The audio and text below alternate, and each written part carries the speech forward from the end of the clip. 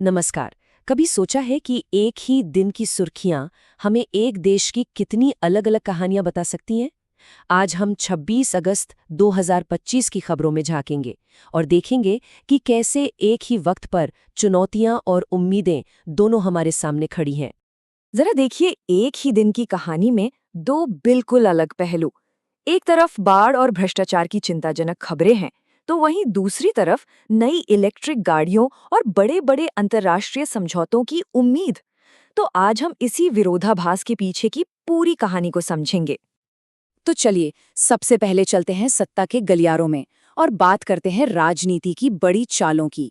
ये वो फैसले हैं जो देश की दिशा तय कर रहे हैं। आज की 3 बड़ी पॉलिटिकल हेडलाइंस पर नजर डालते हैं। पहली, बीजेपी अध्यक्ष पद की दौड़ में शिवराज सिंह चौहान का नाम सबसे आगे चल रहा है, जो शायद पार्टी में एक नए दौर का संकेत है। वहीं संविधान संशोधन बिल पर असदुद्दीन ओवैसी ने जो चिंताएं जताई हैं, उसने एक बड़ी वैचारिक बहस छेड़ दी है। और फिर पीएम की डिग्री पर दिल्ली हाईकोर्ट का फैसला, जिसने पारदर्शिता और निजता की बहस को और गहरा कर दिया है। ये तीनों खबरें दिखाती हैं कि देश में सत्ता, नीति और अधिकारों को लेकर कितनी अहम खींचतान चल रही है। और अब अंतर्राष्ट्रीय मंच की बात, ये नंबर देखिए, 7। भारत और फिजी के बीच 7 बड़े समझौते हुए हैं, जिसमें एक बहुत अहम रक्षा सौदा भी शामिल है। ये भारत की बढ़ती ग्लोबल स्ट्रैटेजी का एक बिल्कुल साफ इशारा है। और इसी कड़ी में जम्मू कश्मीर के लिए भी नए सुरक्षा नियम जारी किए गए हैं। इनका फोकस गिरफ्तारियों और संवेदनशील सरकारी जानकारी की सुरक्षा पर है, जो दिखाता है कि इलाके में शासन को और मजबूत करने की कोशिश हो रही है। तो ये तो हुई बड़े फैसलों की बात। चलिए अब राजनीति से हटकर जमीनी हकीकत पर आते हैं। देखते हैं कि देश किन चुनौतियों का सामना कर रहा है और उन पर क्या एक्शन लिया जा रहा है। इस वक्त देश का एक बहुत बड़ा हिस्सा भारी बारिश की चपेट में है।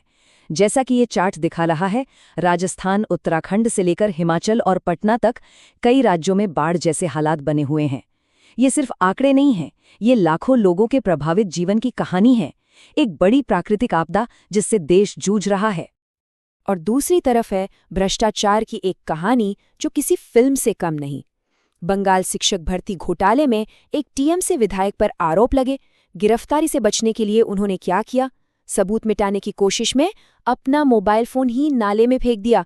लेकिन कानून के हाथ लंबे होते हैं और वो आखिरकार गिरफ्तार हो गए। ये कहानी सिस्टम में जवाबदेही की एक छोटी लेकिन बहुत अहम लड़ाई को दिखाती है। लेकिन देखिए, हर कहानी का एक दूसरा पहलू भी होता है। उस घोटाले की खबर के ठीक उलट ये नंबर देखिए, 2100 रुपये।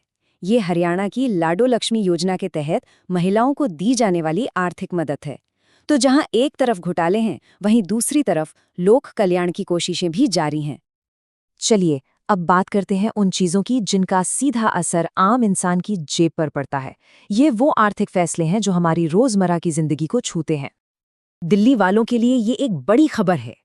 8 साल के लंबे इंतजार के बाद मेट्रो का सफर अब थोड़ा महंगा हो गया है। किराए में 1 रुपये से लेकर 5 रुपये तक की बढ़ोतरी हुई है। ये फैसला राजधानी के लाखों यात्रियों के महीने के बजट पर सीधा असर डालेगा। और अब एक ऐसी खबर जो क्रिकेट और बिजनेस दोनों दुनिया में हलचल मचा रही है।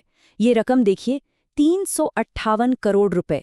ये ड्रीम 11 और टीम इंडिया के बीच खत्म हुए स्पॉन्सरशिप कॉन्ट्रैक्ट की कीमत है।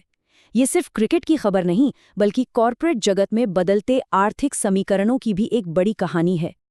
तो अब आखिर में रुक करते हैं उन खबरों की तरफ जो देश के आने वाले कल की झलक देती हैं, यानी युवाओं, शिक्षा और तकनीक से जुड़ी कहानियां। आज का दिन ना इंडियन ऑटोमोबाइल इंडस्ट्री के लिए एक बहुत बड़ा दिन है, एक मील का पत्थर है। मारुति ने अपनी पहली इलेक्ट्रिक एसयूवी इतारा का प्रोडक्शन आज से शुरू कर दिया है। ये एक नए तकनीकी भविष्य की ओर एक बहुत बड़ा कदम है। तो ये खबर एक बहुत जरूरी सवाल खड़ा करती है, क्या इलेक्ट्रिक गाड़ियां ही भारतीय सड़कों का भविष्य है? ये सिर्फ एक कार नहीं है, बल्कि एक बदलाव का प्रतीक है जो हमारे आने जाने के तरीकों को शायद हमेशा के लिए बदल सकता है। और जब हम भविष्य की बात करते हैं तो जाहिर है युवाओं की बात करनी होगी। और यहाँ भी देखिए, 2 अलग-अलग तस्वीरें हैं। एक तरफ एसएससी उम्मीदवारों के मुद्दों पर राजनीतिक बहस छिड़ी हुई है, जो नौकरियों के लिए युवाओं का संघर्ष दिखाता है। तो दूसरी तरफ उत्तर प्रदेश सरकार 6 लाख छात्रों को दोबारा स्कॉलरशिप देने का ऐलान कर रही है, जो एक बड़ी राहत की खबर है। और ये आंकड़ा देखिए, 6 लाख। ये कोई छोटा-मोटा नंबर नहीं है। यूपी सरकार के इस फैसले का मतलब है कि इतने सारे छात्रों को अपनी पढ़ाई जारी रखने का एक और मौका मिलने वाला है। ये शिक्षा की जरूरत पर एक सीधी और बड़ी पहल है। तो आखिर में सवाल वही है, एक दिन इतनी सारी खबरें, ये मिलकर हमारे देश की कौन सी कहानी सुनाती हैं? शायद ये एक ऐसे राष्ट्र की कहानी है जो एक ही समय में बाढ़ से लड़ रहा है और इलेक्ट्रिक भविष्य की ओर दौड़ लगा रहा है। जहां भ्रष्टाचार एक कड़वी सच्चाई है, तो वहीं उम्मीद की योजनाएं भी हैं। ये एक जटिल, विरोधाभासी, लेकिन हमेशा आगे बढ़ते भारत की कहानी है। सवाल बस ये है कि कल की सुबह इस कहानी में कौन सा नया पन्ना जोड़ेगी।